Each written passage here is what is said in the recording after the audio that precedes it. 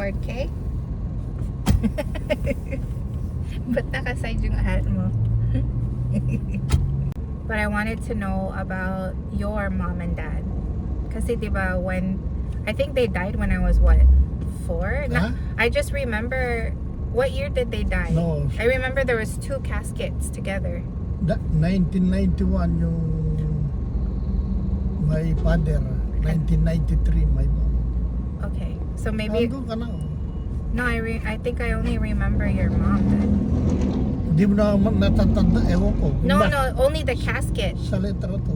In my memory, I remember only yung casket nung namatay na siya. Right? Did we come here? Oo. You were telling me that your dad was... Hindi, ako lang naman ang umuwi nun eh. Really?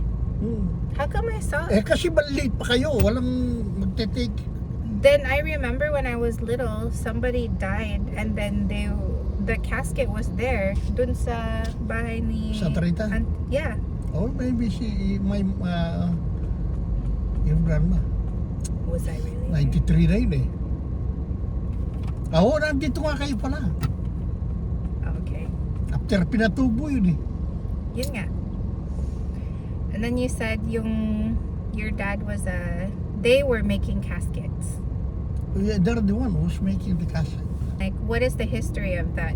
Was it also your grandparents who was doing the caskets? No. Your uncle on back father and my father are the one who's always team to make casket.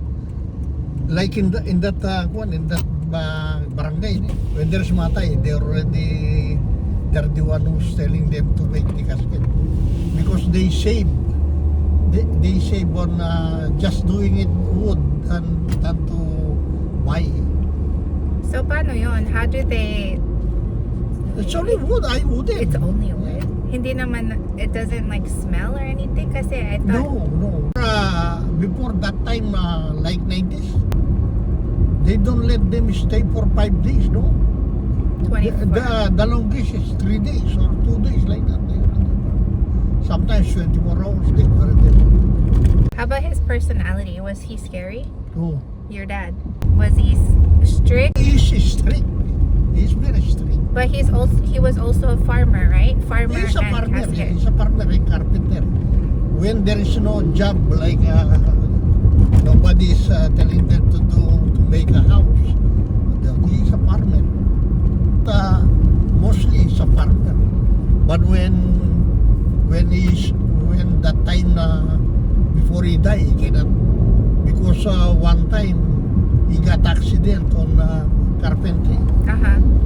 He fell down a drum and then he hit his head? broke his spinal cord.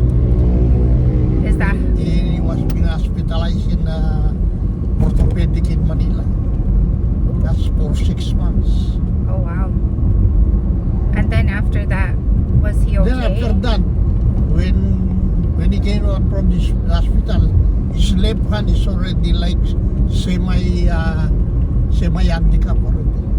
He cannot do regular work. So was that the time where he stopped that? This is the time he cannot work anymore on carpentry. How about farming?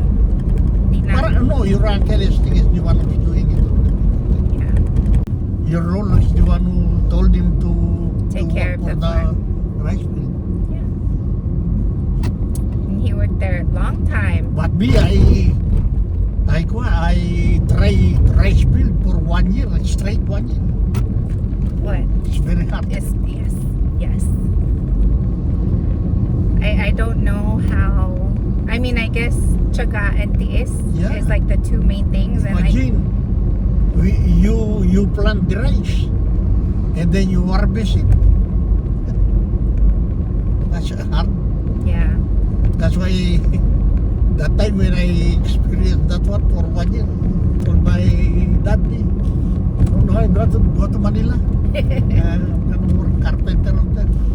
And then he gave me all these tools. Oh. He support Passed it down. No, your grandma.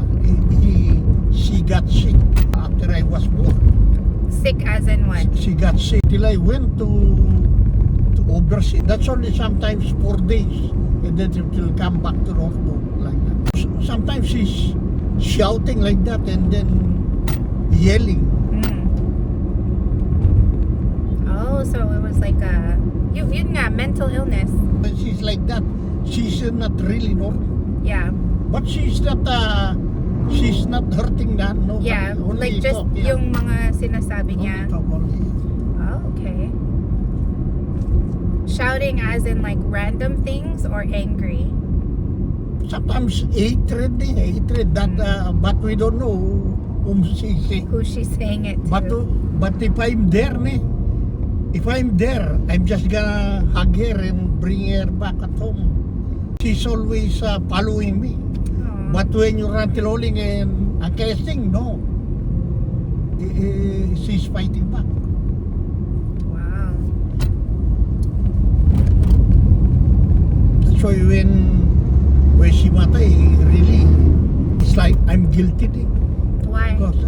Because long time I didn't, since I went Overseas. working in Manila, I only see her 1 day a week.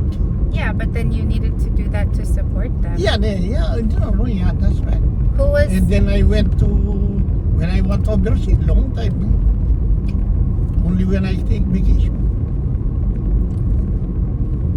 That's so what for me, it's not enough for my service to her.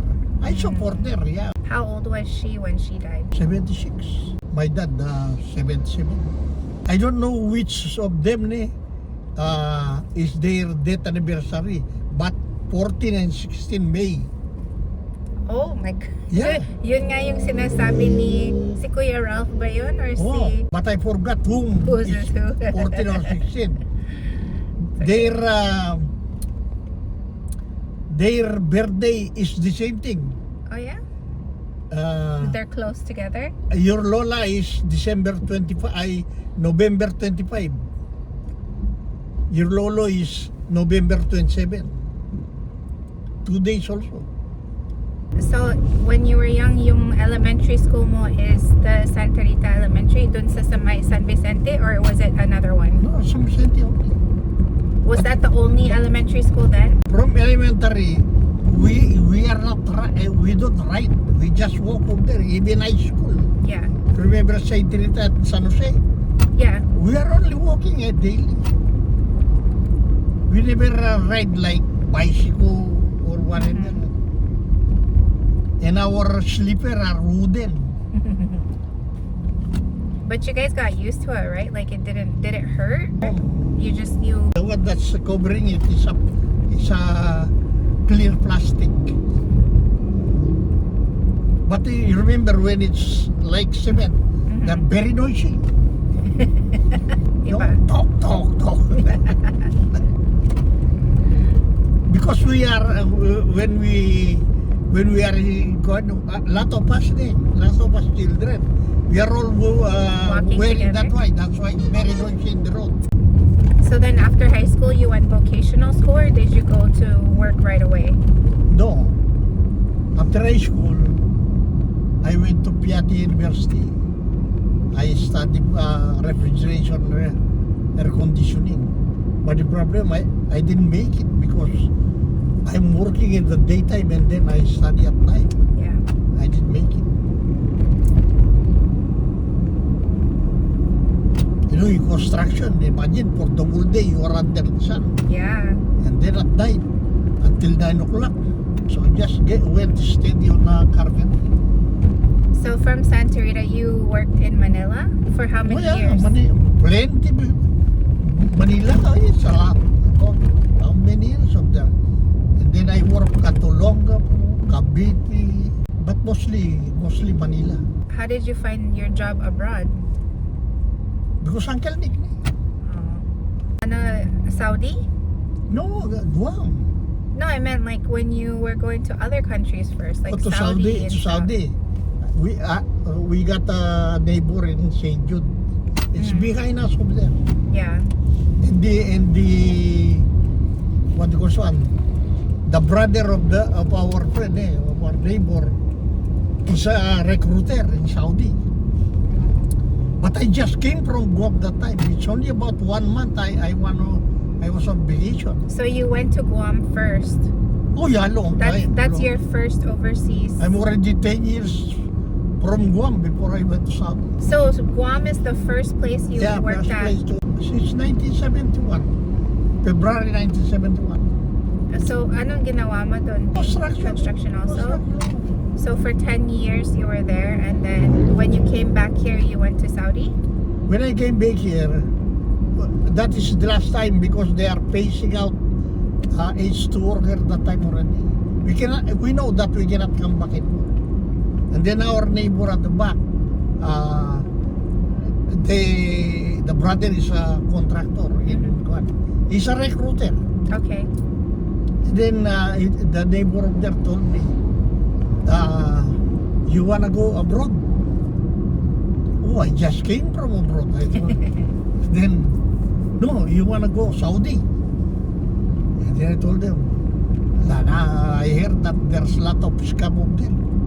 I can only go up there if I see my passport is already stamped.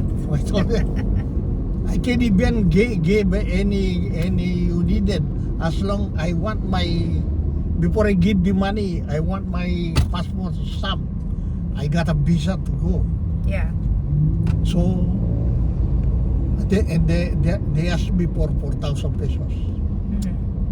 The time is Ayla. It's very. That's a lot. That's a lot. So they schedule us already. They schedule us. And then when I was scheduled already, okay, you're gonna fly tonight, and bring the bring the bribe money. Bring the bribe money. So that's time I brought the money. Mm-hmm. And then after I give it to them in the airport, we're already gone. So where did you stay there in Saudi? So in Guam, when you went backwards first, when you were in Guam, where did you stay there? The morning. So you guys had a house or like a fort? It's a barracks. It's a big barracks of them. Same in Camp Watkins. Same as Saudi. You guys were in barracks too? Saudi? Saudi are good. Oh yeah. They are fully air conditioned. When we were in Guam, we are not, and we don't have air condition that time. We are staying on Concept, the one like this. Yeah. That's where we're staying. There is no aircon. It's only what they call electric fan. Oh, that time, it's very. At first, I already wanna go home because they put me in a digging like 10 feet down. Sa Guam? Yeah, well, that power plant in Dededo. That's our first project. And then they put me up there, and my companion is a big guy. He's the one who's handling he's up there, handling the rope? The The scaffold? rope. And I'm handling the 90 pounds jackhammer. Imagine for a 5 feet diameter hole, and then you're hearing that without any Earplug? Earplug, nothing. For the whole day, that one. I'm only going up if he's pulling. I'm gonna hold the rope to bring me up because he's a big guy. Oh my gosh. And then when Uncle Nick found out that one, he went to the company. He told me to get him up there. He's still young. So they bring me out and put me in that one. One of my supervisors. So what were your projects on Guam during that time only? That 10 years, if whatever you remember, ano yung mga projects na ginawa mo? Our project in Guam before, they are only like small things like maintenance. Then after we finished that, when I transferred to Fargo Pacific, 1980s, we already built Oka Tower, at Sumo Golf Course, Mike Rishabol. No, we're the one who started those one until finishing. It's a lot of sacrifice. Yeah. Oh, I know. Another thing, I'm just thanking God that everything is, He put me on this kind of situation already because of my. Baba na ako dito? Sige. Wait tayo. Alam ko eh. Hindi mo nagbasag na bag ko. Okay. Tayo lang I'll kita meet rin you sa there. Hindi, sige. Pasok ka na sa Ace.